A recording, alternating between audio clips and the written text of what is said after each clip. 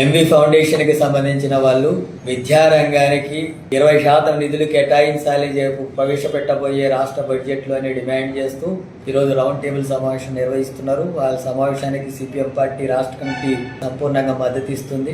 Congress party అధికారంలోకి వస్తే 15% నిధులు కేటాయిస్తామని చెప్పి విద్యారంగానికి ఎన్నికల మేనిఫెస్టోలో పెట్టారు. కానీ పోయిన సంవత్సరం బడ్జెట్ లో చూసినప్పుడు 8% నిధులు కూడా కేటాయించలేదు. మొత్తం 23,000 కోట్ల రూపాయలు కేటాయించారు. 15% అంటే 45,000 కోట్లకు పైగా కేటాయించారు. 23,000 కోట్లు కేటాయించారు. అందులో 18,000 కోట్ల కంటే ఎక్కువ ఏం ఖర్చు పెట్టలేదు.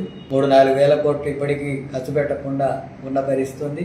అట్లాగే 20% నిధులు కేటాయిస్తే కనీస సౌకర్యాలు మెరుగుపరచవచ్చు అనేటటువంటిది ఎంవి ఫౌండేషన్ వాళ్ళు డిమాండ్ చేస్తారు. ఎస్ఎఫ్ఐ ఇతర విద్యార్థి సంఘాలు కనీసం 30% నిధులు కేటాయించాలని అనేక సంవత్సరాల నుంచి ఆందోళన చేస్తారు. ఇప్పుడు రాష్ట్రంలో కానీ దేశంలో కానీ విద్య వ్యాపారంగా మారి అనేక ప్రభుత్వ రంగ సంస్థలు పాఠశాలలన్నీ కూడా మూతపడుతున్నాయి. కనీస సౌకర్యాలు ఉండడం లేదు, మరుగుదొడ్లు ఉండడం లేదు, శుభ్రత ఉండడం లేదు, అట్లాగే పరిసరాలు సరిగా లేవు, అట్లాగే అక్కడ ఉండేటటువంటి టీచర్స్ సంఖ్య సరిగా తగినంతగా ఉండడం లేదు. ఈ నేపథ్యంలో అనివార్యంగా ప్రైవేట్ స్కూళ్లకు లక్షల రూపాయలు ఖర్చు పెట్టి తమ శ్రమ ద్వారా వచ్చిన ఆదాయాన్ని విద్యారంగానికి కేటాయించాల్సినటువంటి దుస్థితి ఏర్పడింది. మొత్తం పాఠశాల దగ్గర నుంచి ఉన్నత విద్యా రంగం వరకంతా కూడా లక్షల కోట్ల రూపాయలు లేకుండా పిల్లల్ని చదివించేటటువంటి అవకాశం లేనటువంటి స్థితి మొత్తం రాష్ట్రంలో తల్లిదండ్రులకు ఏర్పడింది. అందుకని ప్రవేశపెట్టేటటువంటి బడ్జెట్లు 20% నిధులు కేటాయించాలనేటటువంటి డిమాండ్ను సమర్థిస్తున్నాం. వాస్తవానికి 30% నిధులు కేటాయిస్తేనే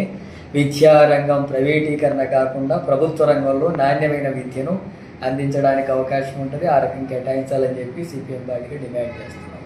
అట్లాగే దేశంలో కూడా కేంద్ర ప్రభుత్వం కనీసం 10% నిధులు తమ బడ్జెట్లో కేటాయించాలని డిమాండ్ చేస్తూ ఉంటే ఈసారి 3% నిధులు కూడా కేటాయించలేదు. మొత్తం 53 లక్షల కోట్ల రూపాయలకు పైగా ఉన్న బడ్జెట్లో 3% నిధులు కూడా వాళ్ళు కేటాయించడం లేదు.